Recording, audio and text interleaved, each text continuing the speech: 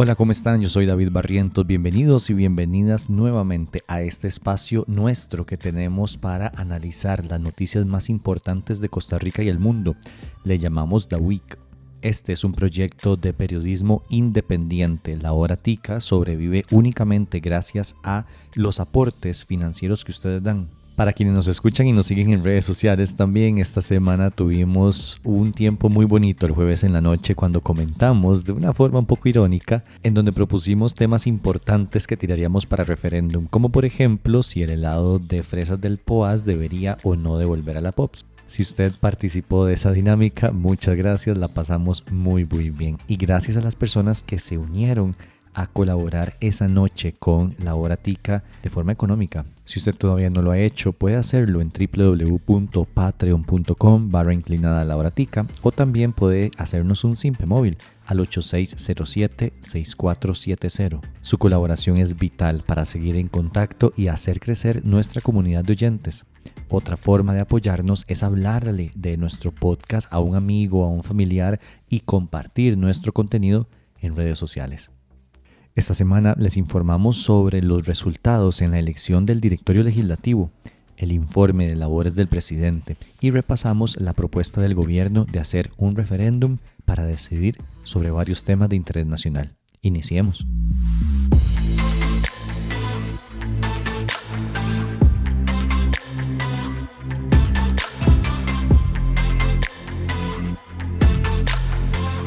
El pasado 2 de mayo, el presidente de la República, Rodrigo Chávez Robles, acudió a la Asamblea Legislativa para rendir cuentas sobre su administración. Los días previos al discurso, Casa Presidencial lanzó un video en el que se mostraban unas imágenes del mandatario y su gabinete. Se creaba una expectativa sobre el discurso que pronunciaría frente a los diputados y diputadas. Se escuchaba de fondo el rugir de un jaguar. Luego, todas las instituciones de gobierno quitaron su logo de perfiles de redes sociales y pusieron la foto de un jaguar, al que por cierto le pusieron barba y se parecía mucho a la de Rodrigo Chávez. Hasta ahí no nos extraña nada. Todo está dentro del marco teatral que le gusta al presidente. Mucha pose, poco contenido. Ahora vamos al fondo del discurso. El presidente tardó 10 minutos en mencionar algún dato. Esos primeros 10 minutos los dedicó a, vamos a decirlo coloquialmente, hablar paja. Habló de que durante 36 años que estuvo fuera del país aprendió por qué algunos ciudadanos del mundo son prósperos y otros no. De redes de corrupción, de que inició una revolución de información, de que hay personas que quieren torcerle el brazo a la institucionalidad. Eso último es, por decirlo bajo, cínico, pues lo afirma el presidente que prácticamente todas las semanas insulta y menosprecia a las instituciones. Por ejemplo, ese mismo 2 de mayo, al finalizar el discurso, llamó caja de leche a la Asamblea Legislativa frente a un pequeño grupo de seguidores. Díganme una cosa, pregunta. En esa caja de leche hay 57. ¿Quién le limpia los zapatos a esta dama? Ay, Dios mío. Volvamos al discurso. Luego de 10 minutos en los que no dijo nada concreto, mencionó que, según el Índice de Democracia 2023, el país se mantiene como la democracia más fuerte de Latinoamérica y la número 17 en el mundo. Eso es cierto, pero fue de las pocas cosas que dijo que son verdad. Viene el rosario de mentiras, imprecisiones y engaños.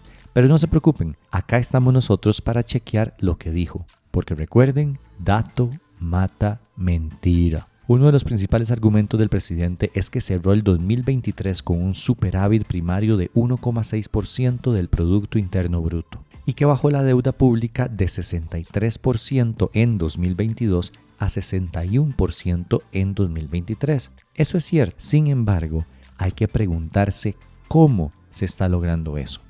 Las respuestas están en la reducción histórica al presupuesto de educación pública, de becas Avancemos, de vivienda social, de infraestructura, entre otros. No pensamos aflojar. Compatriotas, no tengan temor. Este gobierno no va a aflojar. Por eso nuestro objetivo para el 2024 es lograr un superávit primario mayor que el del año pasado. Claramente estamos deshipotecando el futuro de la juventud costarricense. Mentira. Claro que le estamos hipotecando el futuro a los jóvenes. El presupuesto asignado al Ministerio de Educación Pública para 2024 fue el más bajo de los últimos 10 años. Datos de la Contraloría General de la República confirman que los recursos destinados a educar a niños y jóvenes son 2,6 billones de colones en este año, que equivalen al 5,2% del PIB, mientras que el año pasado se invirtió el 5,4%. La Constitución Política establece una inversión en esa materia del 8%. Pero ni siquiera estamos llegando al 6%. Luego de 2 años en el poder, el gobierno de Chávez no ha presentado una propuesta formal para atender la crisis educativa y la famosa ruta de la educación solo vive en la mente de la ministra. Además, el gobierno redujo considerablemente la cantidad de beneficiarios de las becas Avancemos, uno de los mecanismos más efectivos para evitar que los menores de edad en riesgo social abandonen las aulas. En 2022 se asignaron 387,000 ayudas de este tipo, mientras que en 2023 se giraron solo 290,000 y en 2024 la meta es colocar apenas 274,000. En otras palabras, vamos como el cangrejo, para atrás. Ahora, desempleo. Esto dice Chávez. Cuando presenté mi informe de labores hace un año, el desempleo era del 11%, que en ese momento ya era más bajo, el más bajo de los últimos 4 años. El INEC nos dice que el desempleo hoy es de 7,8%. Una diferencia muy grande, casi de una tercera parte. No sé si decir pobre Chávez que se engaña solo o pobres nosotros que tenemos un presidente que nos quiere ver la cara de idiotas. Las cifras expuestas por Chávez son engañosas y les decimos por qué. Es cierto que el porcentaje de desempleo ha bajado, según el Instituto Nacional de Estadística y Censos, pero la caída no se debe a que más personas consiguieron trabajo, sino a que miles de personas se cansaron de buscar empleo sin tener resultados positivos y, por lo tanto, dejaron de buscarlo y están fuera de la fuerza de trabajo. Esto el INEC lo ha reiterado varias veces, pero el presidente insiste en manipular las cifras para hacerle creer a la gente que su administración logró bajar el desempleo. Pero no es así. Si no me creen, escuchemos a Braulio Villegas, coordinador de la encuesta continua de empleo del INEC, en un video oficial publicado en la web de esa entidad. A pesar de que en la segunda mitad de 2023 el desempleo mostró una tendencia a disminuir, en los periodos más recientes se ha mantenido con mayor estabilidad. Este comportamiento del indicador se refleja tanto en las mujeres como en los hombres. En ambos se presenta una disminución significativa respecto al mismo periodo del año anterior, llegando el desempleo de las mujeres a 9,1% y el de los hombres a 7,3% en este último trimestre. Respecto a la ocupación, la tasa se ubicó en 50,7% de la población en edad de trabajar, siendo 1,5 puntos porcentuales menor respecto al mismo periodo del año anterior. Con esto se sigue mostrando que la baja interanual del desempleo se debió a una menor participación de personas en el mercado laboral. ¿Escucharon? Menos personas están participando en el mercado laboral. ¿Por qué? Porque no lograron conseguir empleo. Esa es la verdad. Otra cosa en la que insiste el presidente Chávez es en la venta del Banco de Costa Rica. Afirma que esa venta está más que justificada y que eso reduciría el endeudamiento del Estado, que el BCR no aporta nada y que sería más provechoso tener los dineros invertidos en un certificado de depósito a plazo.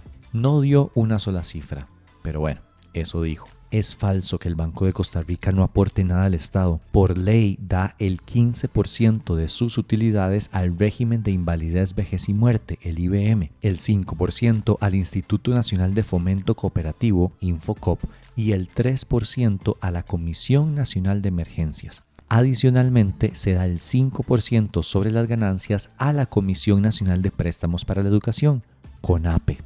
Meses atrás, un análisis del Centro Internacional de Política Económica de la Universidad Nacional advirtió que una eventual venta del BCR sí impactaría positivamente las finanzas públicas en el ya, pero que a mediano plazo generaría un impacto negativo. Marco Otoya, economista de la UNA, nos lo explica. En términos de una potencial venta del Banco de Costa Rica en un escenario sumamente optimista, en el cual se pueda vender en un monto que representa alrededor de un 3.6% del PIB, efectivamente hay un impacto de corto plazo positivo en las finanzas públicas, ya que nos ayuda a amortizar la deuda y por tanto en los próximos 3-4 años vamos a ver una reducción que podríamos llamar significativa en tasas de interés. Pero hay otros problemas que podríamos identificar de la venta, que son los que más nos preocupan, porque el tema de las finanzas públicas podría mejorar incluso continuando con disciplina fiscal o mejorando la recaudación, reduciendo la evasión fiscal. Tienen que ver, por ejemplo, con las cargas parafiscales que financian un conjunto de instituciones que representan alrededor de un 0.06% del PIB. La pregunta es, ese porcentaje de financiamiento de instituciones como CONAPE, como Infocop y otras como la Comisión Nacional de Emergencia, en caso de vender el Banco de Costa Rica, tendríamos que cargarlo, por ejemplo, a presupuesto del Estado. Entonces, eso implicaría que necesitamos más recursos o tomar de nuestros impuestos para financiar ese tipo de programas. Sabiendo esto, uno se pregunta por qué tanta insistencia en vender el banco. ¿Será que alguno de los financistas de Chávez durante la campaña electoral está interesado en comprarlo? ¿Será que el mandatario le debe a alguien ese favor? En febrero del año pasado, la Comisión de Asuntos Económicos de la Asamblea rechazó por unanimidad un primer proyecto de ley enviado por el Poder Ejecutivo para vender el banco. Ahora está en la corriente legislativa uno nuevo, pero no tiene buen ambiente. Son tantas las omisiones, inexactitudes y mentiras que Chávez dijo en el discurso del 2 de mayo que podríamos hablar por horas. Pero bueno, sigamos con este resumen de las principales. ¿Qué dijo sobre la pobreza? Estamos reduciendo la pobreza de nuestra gente. En la última encuesta nacional de hogares, es claro que la pobreza bajó. Pasó de un 23% en 2022 a un 21%. A un 21.8, sí, un 21% en el 2023. Estas son cifras correctas, pero omite datos claves. La pobreza extrema no se ha reducido. Según el INEC, este indicador cerró en 2023 en 6,4% y en 2022 había cerrado en 6,3%, una diferencia que no es estadísticamente significativa. Según el INEC, más de 112,000 hogares viven en pobreza extrema. De eso, Chávez no dijo ni una sola palabra. Infraestructura. Según nuestro presidente, todo anda de maravilla. Les digo con satisfacción que al fin, hay luz al final del túnel para terminar la ruta San Carlos. Hace poquitos días, este pasado 30 de abril, publicamos la licitación para que al fin se diseñe y se construya la punta sur de la carretera, que por cierto es la más cara y la más difícil. Es cierto que se sacó esa licitación, pero la punta sur de la nueva carretera San Carlos es apenas un tramo de 8,2 kilómetros que conectaría a San Miguel, en Naranjo, con Sifón de San Ramón. Sin embargo, en el tramo central, el que une Sifón con La Abundancia, hay 29 kilómetros sin terminar, y allí ni siquiera están listos los términos de referencia para una licitación que permita terminar las obras. De acuerdo con la Cámara Costarricense de la Construcción, en 2023 apenas se invirtió el 9% del PIB en infraestructura pública, mientras que entre 1991 y 2020, por año, la obra pública representó un 20% del PIB aproximadamente. Chávez también dijo que ya no se pagan obras con sobreprecio, pero hace poco despidió a su ministro estrella, Luis Amador, porque, según él, se adjudicó una obra a la medida de MECO y se pagaron miles de millones de más por las obras en esa pista de aterrizaje del aeropuerto de Liberia. Entonces, ¿a cuál Chávez le creemos? Como les digo, hubo muchísimas inexactitudes y mentiras o datos falsos que no vamos a repasar todas acá. ¿Cuáles fueron las reacciones políticas a ese discurso de Chávez? La primera vino de Rodrigo Arias Sánchez, que si bien no es santo de mi devoción, es el presidente del Congreso y líder del Partido Liberación Nacional. Poco a poco se ha ido soltando la soga asfixiante de la deuda pública y el déficit fiscal. Sin embargo, gobernar es siempre caminar en equilibrio, en una cuerda floja, con fuerzas opuestas que nos empujan de un lado a otro, con el constante peligro de moverse hacia extremos que empujan al abismo. Por una parte, lo social sin sustento fiscal es insostenible, y por la otra, el equilibrio fiscal sin inversión social es peligroso y además es inhumano. Arias también le recordó a Chávez que Costa Rica es el país de la OCDE con mayor porcentaje de pobreza. Óscar Izquierdo, jefe de fracción del PLN, dijo que el presidente no detalló lo que ha hecho para mejorar la seguridad y se dedicó a repartir culpas a terceros. No dijo nada de lo que ha hecho este gobierno en materia de inseguridad, ¿verdad? Vino simplemente a endosarle responsabilidades en un informe de labores del Ejecutivo, responsabilidades a la Asamblea Legislativa, lo cual no corresponde. Ariel Robles, diputado del Frente Amplio, también criticó la actitud del mandatario. Él escoge un estilo y unas formas de gritos, de el niño malcriado haciendo berrinche y un poco queriendo atención. Creo que evidentemente porque por el fondo hay muy pocas cosas que se pueden decir. Habla de un país que no conocemos, no sé si será el barrio en donde él vive, donde ya se arregló la educación, donde ya se arregló la economía, una economía del jaguar que verdaderamente no sabemos tampoco de quiénes está hablando y para quiénes está hablando. Vanessa Castro, del PUSC, mencionó la falta de contenido del discurso del presidente. Es un discurso que tiene que hacer uso de una agresión pasiva, por decirlo de alguna manera, porque no tiene contenido. No está señalando absolutamente nada en su informe. Quiero decirle al pueblo costarricense que cuando un presidente tiene algo que decir, no pierde el tiempo lanzando improperios y lanzando gestos y imponiendo la prepotencia y generando disturbio.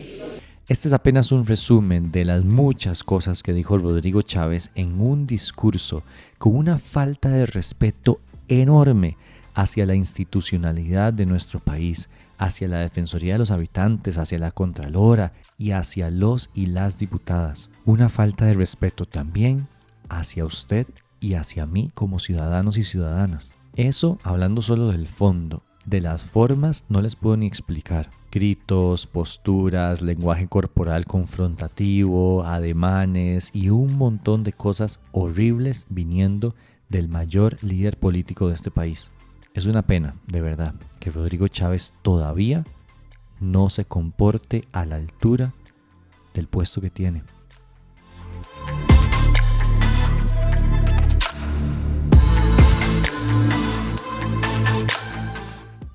Para cerrar el episodio de Chávez y su discurso, tenemos que hablar de su última ocurrencia: hacer un referéndum para consultar si la población apoya o no una serie de iniciativas.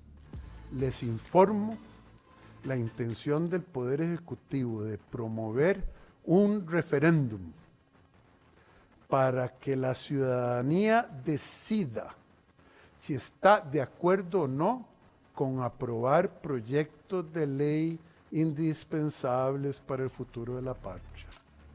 A ver, hacer un referéndum no es una ocurrencia per se, pero hacerlo de la forma impulsiva que Chávez pretende sí lo es.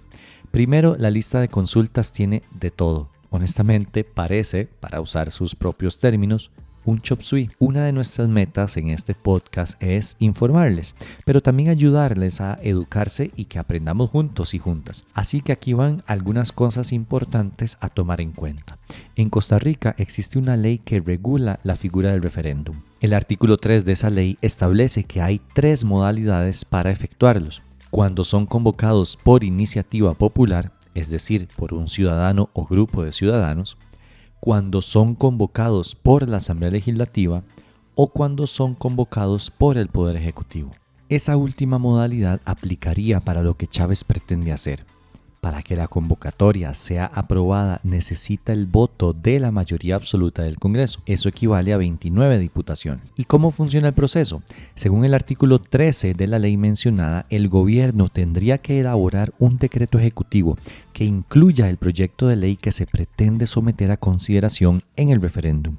Ese es solo el primer paso. Luego debe enviarlo a la Asamblea Legislativa para su discusión y votación. Es importante decir que este tipo de discusiones solo se pueden dar en el periodo de sesiones ordinarias, entre agosto y octubre. Eso quiere decir que en los próximos 3 meses, que son sesiones extraordinarias en la Asamblea, no se podría avanzar. Vamos a suponer que el próximo mes de agosto Chávez envía a la Asamblea Legislativa ese decreto con los proyectos de ley que pretende incluir en el referéndum, que son varios. Ya casi vamos a hablar de eso. Vamos a imaginar que tiene los 29 votos necesarios y se aprueba. Superada esa etapa, el presidente de la Asamblea Legislativa tiene 8 días para enviar la propuesta de convocatoria de referéndum al Tribunal Supremo de Elecciones. Y en ese punto viene otro trámite que es complejo y tiene sus tiempos. Por ejemplo, se puede consultar a la Sala Constitucional previo a la realización del referéndum para hacer control de constitucionalidad. Ustedes me podrán decir, David, el presidente no ocupa a los diputados, alguien puede presentar la convocatoria por iniciativa popular y se recogen los miles de firmas y listo. Y sí, eso es posible. Esa es otra de las formas para convocar un referéndum, pero el procedimiento no es nada sencillo. Andrei Cambronero, del Tribunal Supremo de Elecciones, detalla cómo se debe realizar. Es con un 5% del padrón electoral nacional, que a hoy esa cifra representaría aproximadamente 180,000 firmas. Sin embargo, esas firmas no se presentan desde el inicio. ¿Qué debe ocurrir? Bueno, la persona ciudadana interesada o un grupo de personas ciudadanas mandan al tribunal una solicitud para que se lleve a referéndum un determinado proyecto de ley que está en la corriente legislativa o que ellas mismas han elaborado. El tribunal hace una valoración de admisibilidad, de nuevo que no se esté dentro de las materias vedadas, que además no estemos dentro de los límites temporales que establece la Constitución, y de superarse ese análisis de admisibilidad, entonces el tema pasa al Departamento de Servicios Técnicos de la Asamblea Legislativa para que le haga la evaluación que le hace a todos los proyectos de ley y emita su informe. Además, ese departamento del Poder Legislativo debe hacer las consultas que sean obligatorias. Hay proyectos de ley que, por referir a ciertas instituciones, debe consultárseles. Por ejemplo, si el proyecto de ley se relaciona o vincula con el Poder Judicial, debe hacerse la consulta a la Corte Suprema de Justicia. Esa consulta la hace el Departamento de Servicios Técnicos. Este aspecto es importantísimo porque el presidente pretende incluir en ese referéndum consultas relacionadas con flexibilización de jornadas laborales, las famosas 4x3, la venta del Banco de Costa Rica, armonización del mercado eléctrico, eliminar la desconcentración máxima de algunos consejos del MOP, la construcción de ciudad-gobierno y eliminar las tarifas mínimas de los honorarios profesionales, entre otros, todo lo que no ha logrado hacer de manera regular. Eso quiere decir que hay que hacer consultas a múltiples instituciones y eso toma tiempo. Y además vienen dos elementos muy particulares. El primero de ellos es que va a determinar el Departamento de Servicios Técnicos cuántos votos hubiese requerido la iniciativa de haberse aprobado en la Asamblea. ¿Por qué? Porque esto va a marcar el umbral mínimo de participación que requiere el referéndum para que sea obligatorio para el Estado. Si Servicios Técnicos nos indica que la ley de haberse aprobado en el plenario hubiese requerido 29 votos, mayoría absoluta, entonces debe participar al menos el 30% del padrón electoral nacional. Pero si Servicios Técnicos nos dice que la iniciativa hubiese requerido más bien mayoría calificada, 38 votos, tiene que participar en la consulta ciudadana al menos el 40% del padrón electoral para que sea vinculante. Otro aspecto importante es la recolección de firmas, pues el tiempo juega en su contra. Si todo sale bien y todo coincide, entonces vamos a otra fase que es publicar el proyecto de ley en el diario oficial para cumplir con el principio de publicidad.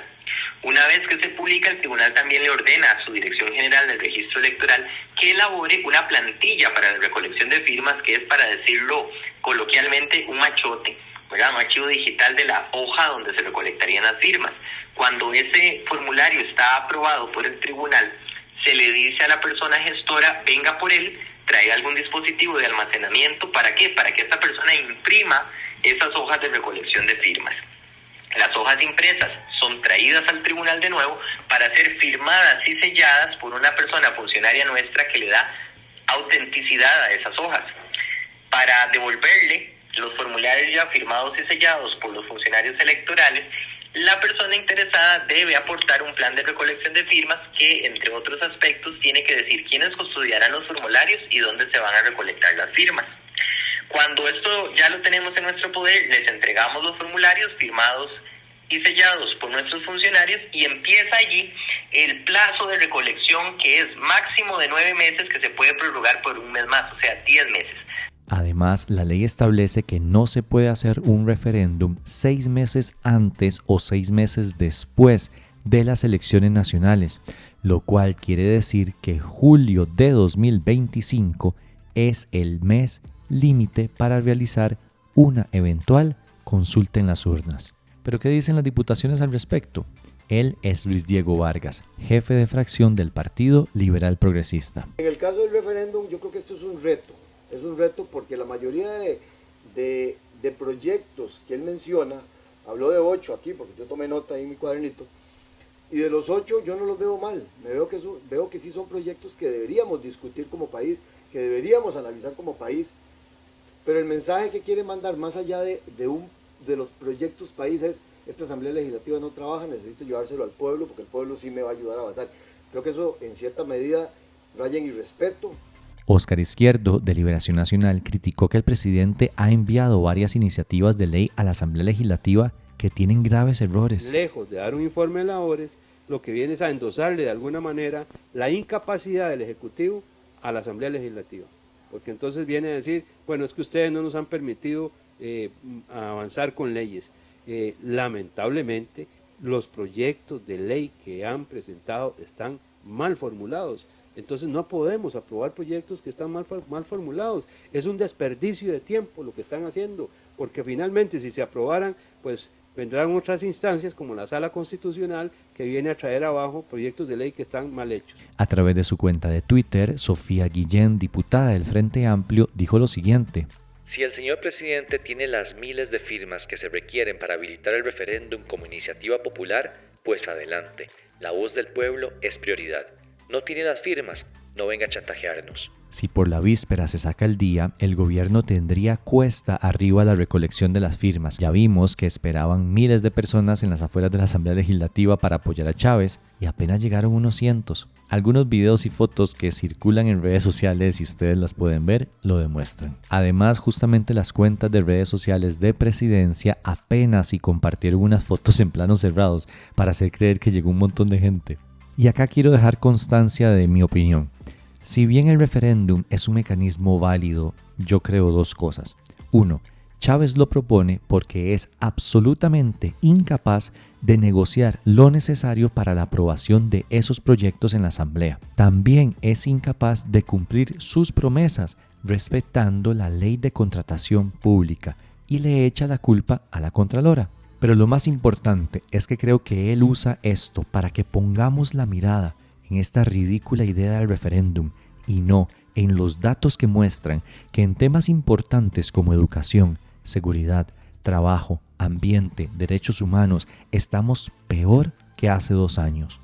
Mucho peor. Por eso yo propongo darle la menor bola posible a esta ocurrencia. Y sí, acá les vamos a informar sobre cómo avanza, si es que lo hace, pero nos vamos a centrar en ver si esos indicadores y temas mejoran. Intentaremos no caer en la trampa de la distracción que está promoviendo a 1 año de iniciar la campaña política. Traten ustedes también de no caer.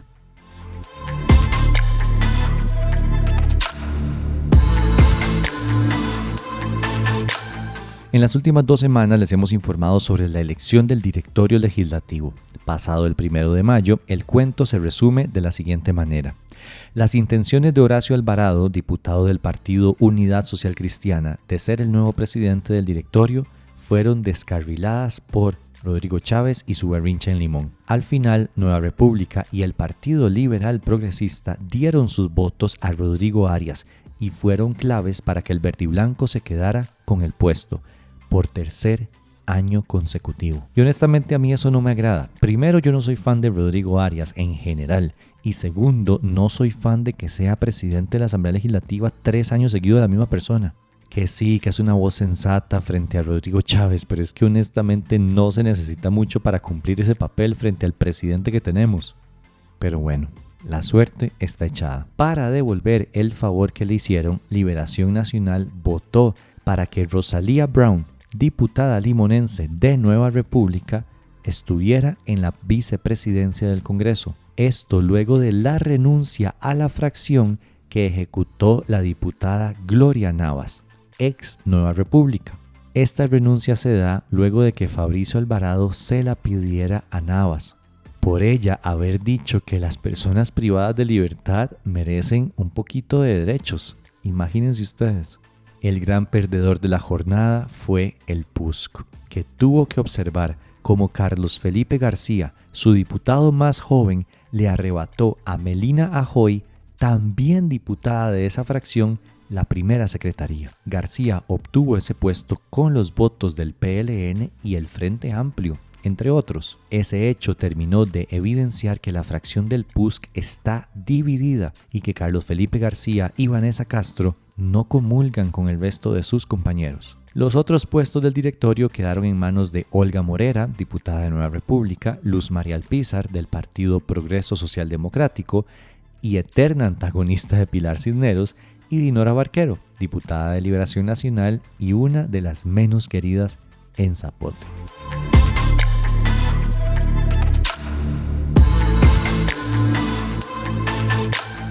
Este 3 de mayo conmemoramos el Día Mundial de la Libertad de Prensa. Y les traigo una mala noticia. Costa Rica volvió a caer en el índice de libertad de prensa que hace Reporteros Sin Fronteras. Y es que la posición que obtuvimos en este 2024 fue la más baja de los últimos 14 años. Obtuvimos una nota de 76 en una escala de 1 a 100. En el 2021 la nota era de 91. Y el año pasado por lo menos era de 80.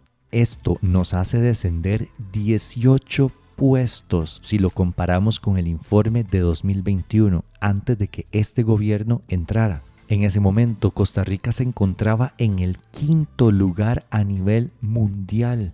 Costa Rica sigue cayendo debido a las tensiones entre el gobierno y los medios de comunicación, dice el documento que fue publicado justamente este 3 de mayo.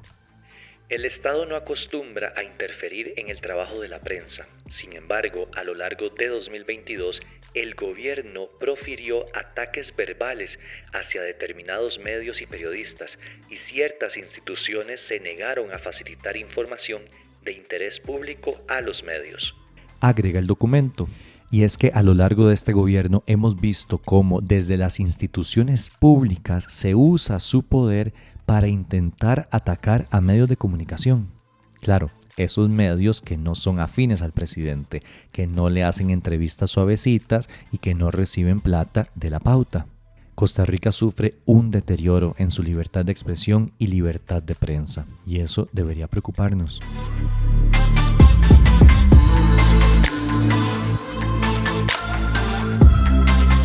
Esto fue apenas un resumen de las cosas más importantes que sucedieron del 29 de abril al 3 de mayo en Costa Rica. Recuerden que pueden seguirnos en todas nuestras redes sociales @lauratica. También pueden compartir este podcast para que le llegue a más gente. Pero lo más importante que pueden hacer es apoyarnos con su financiamiento www.patreon.com/lauratica o a través de un simple móvil. Es muy fácil, 8607-6470. Chao.